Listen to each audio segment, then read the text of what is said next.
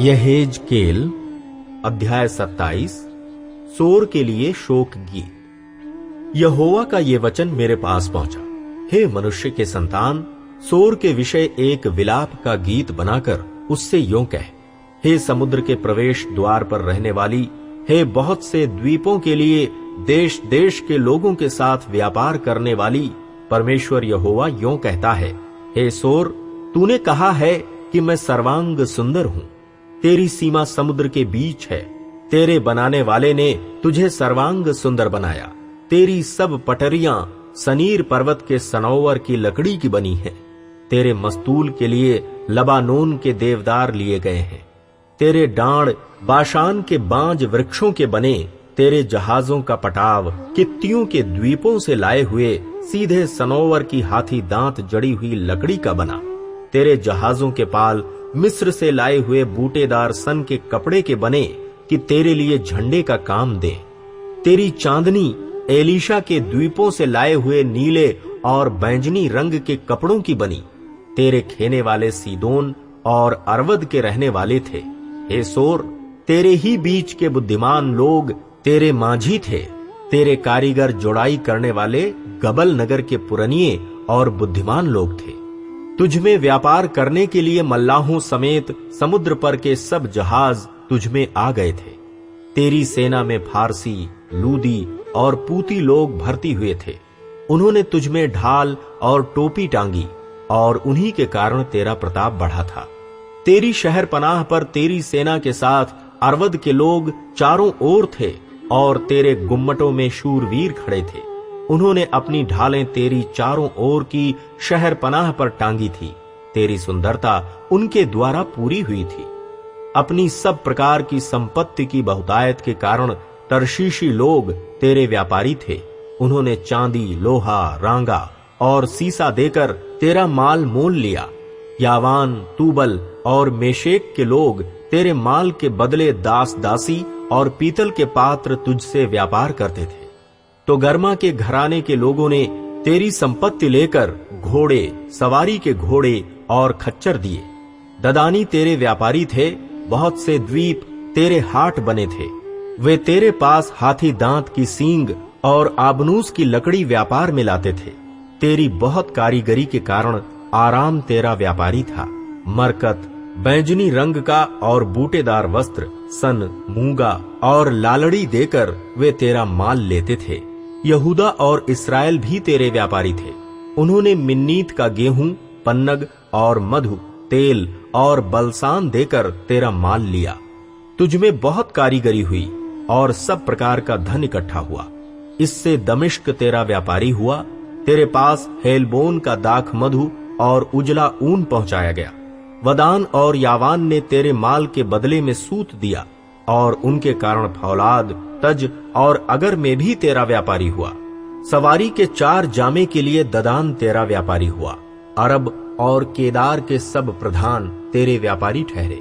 उन्होंने मेमने, मेढ़े और बकरे लाकर तेरे साथ लेन देन किया। शबा और रामा के व्यापारी तेरे व्यापारी ठहरे।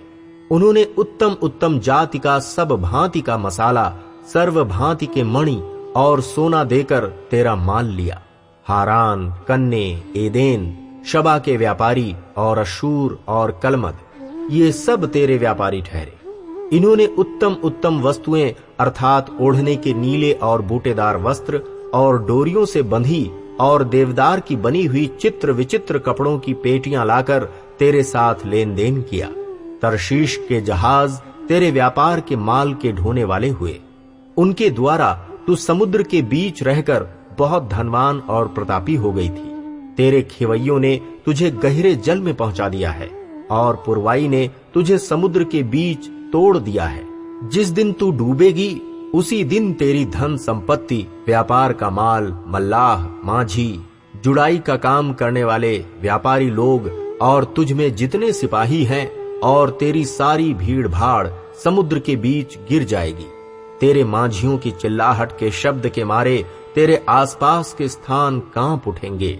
सब खेने वाले और मल्लाह और समुद्र में जितने माझी रहते हैं वे अपने अपने जहाज पर से उतरेंगे और वे भूमि पर खड़े होकर तेरे विषय में ऊंचे शब्द से बिलख बिलख कर रोएंगे।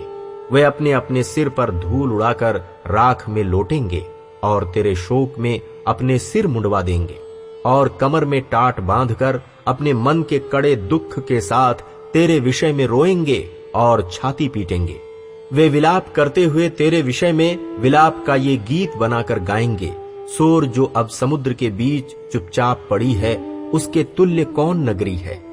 जब तेरा माल समुद्र पर से निकलता था, तब बहुत सी जातियों के लोग तृप्त होते थे। तेरे धन और व्यापार के माल की बहुतायत से पृथ्वी के राजा धनी होते थे। जिस समय तू अथाह जल में लहरों से टूटी, उस समय तेरे व्यापार का माल और तेरे सब निवासी भी तेरे भीतर रहकर नष्ट हो गए। समुद्र तटीय देशों के सब रहने वाले तेरे कारण विस्मित हुए और उनके सब राजाओं के रोए खड़े हो गए और उनके मुंह पर उदासी छा गई। देश देश के व्यापारी तेरे विरुद्ध ताना मार रहे हैं। तू भय का कारण हो गई है और फिर स्थिर न रह सकेगी। यहेजकेल अध्याय 28। सोर के राजा के विरुद्ध भविष्यवाणी। यहोवा का ये वचन मेरे पास पहुंचा।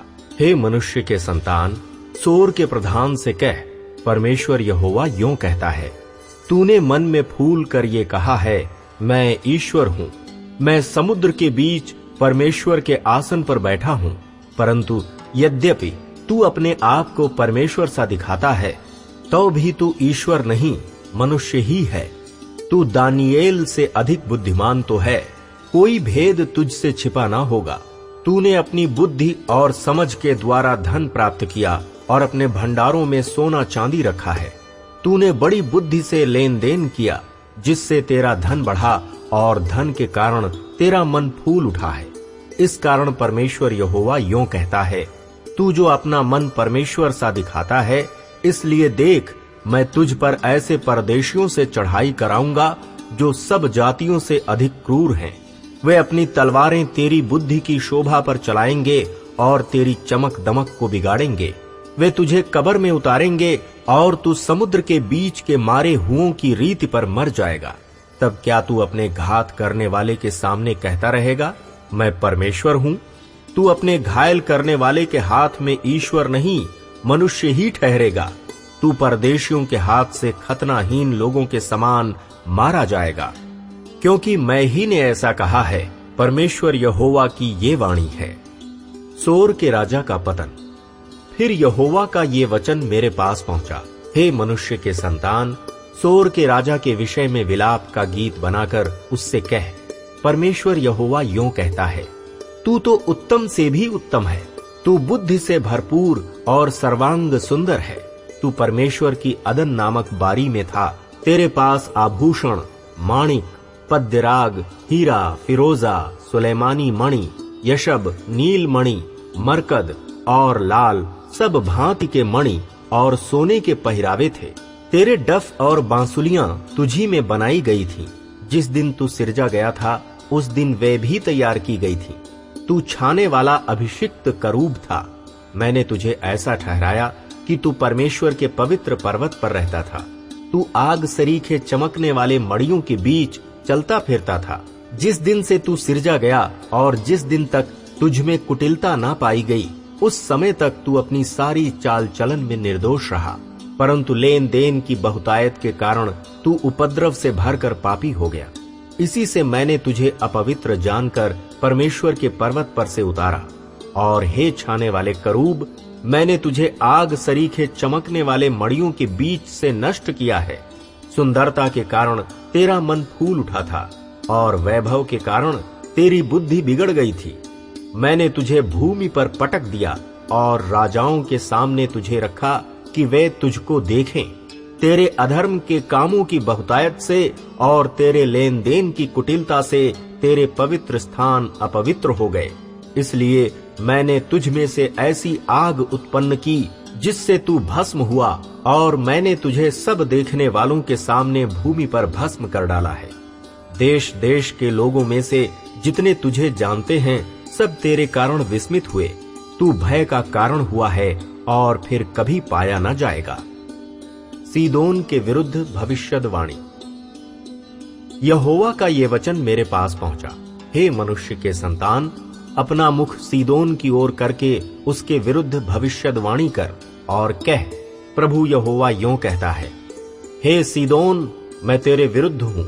मैं तेरे बीच अपनी महिमा कराऊंगा, जब मैं उसके बीच दंड दूंगा और उसमें अपने को पवित्र ठहराऊंगा, तब लोग जान लेंगे कि मैं यहोवा हूं। मैं उसमें मरी फैलाऊंगा और उसकी सड़कों में लहू बहाऊंगा और उसके चारों ओर तलवार चलेगी। तब उसके बीच घायल लोग गिरेंगे और वे जान लेंगे कि मैं यहोवा हूं। इस्राएल को आशीष मिलेगी। इस्राएल के घराने के चारों ओर की जितनी जातियां उनके साथ अभिमान का बर्ताव करती हैं, उनमें से कोई उनका चुभने वाला कांटा या बेधने वाला शूल फिर न ठहरेगी। तब वे जान लेंगी कि मैं परमेश्वर यहोवा हूं। परमेश्वर यहोवा यों कहता है, जब मैं इस्राएल के घराने को उन सब लोगों में से इकट्ठा करूंगा जिनके बीच वे तितर बितर हुए हैं, और देश देश के लोगों के सामने उनके द्वारा पवित्र ठहरूंगा, तब वे उस देश में वास करेंगे जो मैंने अपने दास याकूब को दिया था। वे उसमें निडर बसे रहेंगे। वे घर बनाकर और दाख की बारियां लगाकर निडर रहेंगे।